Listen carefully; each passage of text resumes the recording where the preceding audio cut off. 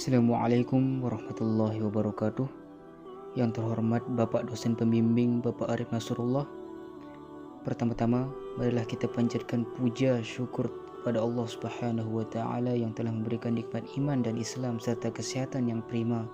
Semoga kita dan seluruh warga bangsa ini mendapatkan tambahan karunia Allah Subhanahu wa taala.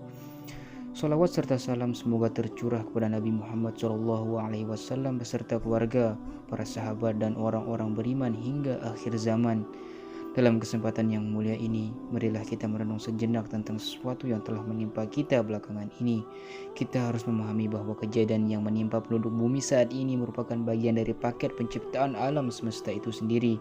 Sifat dari alam semesta adalah rusak dan menerima rusak, bahwa tidak diciptakan jin dan manusia kecuali untuk beribadah, bahwa setiap apapun yang kita kerjakan haruslah diniati untuk beribadah. Kalau kita memaknai hidup adalah ibadah, maka hidup menjadi nikmat. Amanah apapun saat dimaknai ibadah, maka prosesnya kita mendapat berbagai kesenangan, kebahagiaan, faidah, dan segalanya. Dengan kondisi masa sekarang, memang banyak dampak yang ditimbulkan dari pandemi COVID-19, termasuk tempat ibadah yang ditutup, sekolah atau kampus yang ditutup, dan PHK massal. Namun hal itu tidak boleh dijadikan manusia untuk tidak produktif. Seperti contoh, pimpinan-pimpinan sekolah atau universitas selalu berpikir ulang cara untuk memaksimalkan pembelajaran di masa pandemi COVID-19. Semua selanjutnya punya penilaian. Tidak harus ke kampus, tapi bisa menghadirkan proses pembelajaran yang luar biasa, menghadirkan siswa yang outputnya bagus, dan yang lebih penting, perguruan tinggi bisa menjadi magnet yang tinggi bagi siswa untuk masuk di dalamnya. Tidak ada alasan untuk tidak produktif di masa pandemi ini ketika kita memaknai hidup ini adalah ibadah.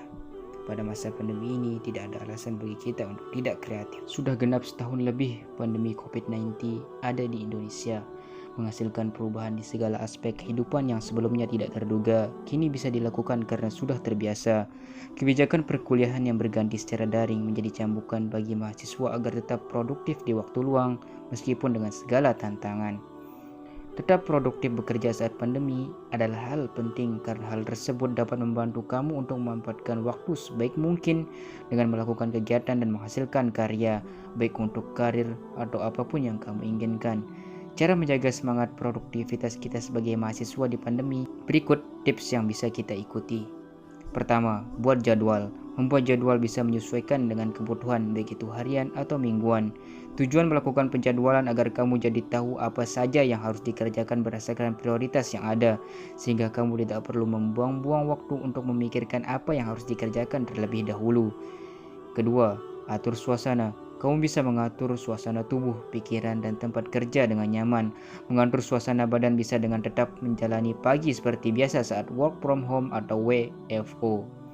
Mandi pakai baju yang nyaman dan mengisi perut akan membuat suasana tubuh sekaligus pikiran kamu lebih siap untuk melakukan pekerjaan.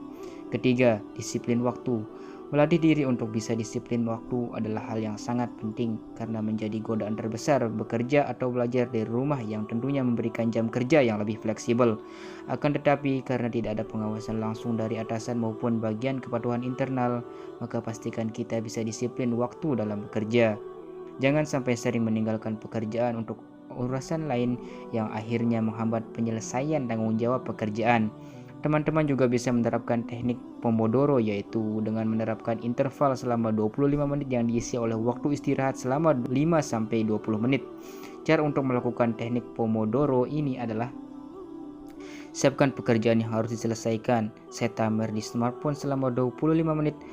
Lakukan pekerjaan seperti biasa, berhenti dan ambil istirahat 5 menit bila timer sudah berbunyi. Setelah 5 menit, lanjutkan kembali pekerjaanmu dan atur timer lagi selama 25 menit.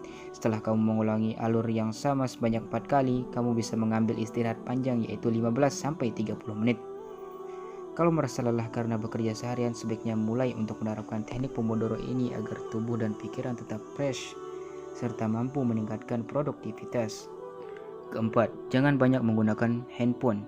Salah satu sumber godaan terbesar saat bekerja atau belajar di rumah adalah penggunaan handphone untuk urusan di luar belajar atau pekerjaan seperti media sosial, gaming, chatting, browsing, dan sebagainya. Kendalikan diri dalam menggunakan handphone dengan membuat perjanjian atau pasang alarm dan gunakan hanya untuk urusan pekerjaan. Kalau untuk urusan di luar pekerjaan, gunakan sewajarnya. Kelima, istirahat sejenak. Kesehatan terpenting adalah membagi waktu dengan istirahat atau refleksi diri, atau melakukan meditasi. Bekerja atau belajar di rumah tentunya membosankan.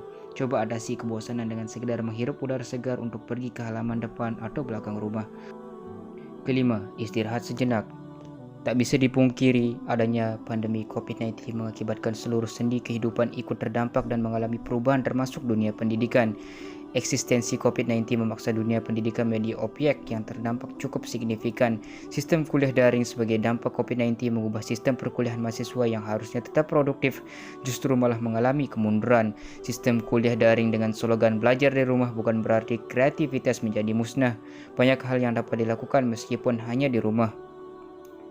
Waktu luang yang ada bisa diisi dengan hal-hal yang tepat, menghasilkan kreativitas tanpa batas, dan bernilai manfaat. Dan yang terakhir, paling penting, beribadah. Kebijakan belajar di rumah mendapat menjadi kesempatan untuk bisa meningkatkan kuantitas dan kualitas dalam beribadah. Namun pada hakikatnya, dengan adanya pandemi atau tidak, meningkatkan kuantitas dan kualitas beribadah harusnya tetap dilakukan setiap saat. Namun karena adanya pandemi dan kebijakan yang membuat masyarakat banyak waktu di rumah, maka sisa memanfaatkan hal tersebut untuk lebih khusyuk beribadah. Terpenting dalam melakukan kegiatan yang bertujuan untuk meningkatkan produktivitas dalam pandemi COVID-19, baik yang dilakukan secara daring maupun luring, kuncinya yaitu hadir dan fokus penuhnya.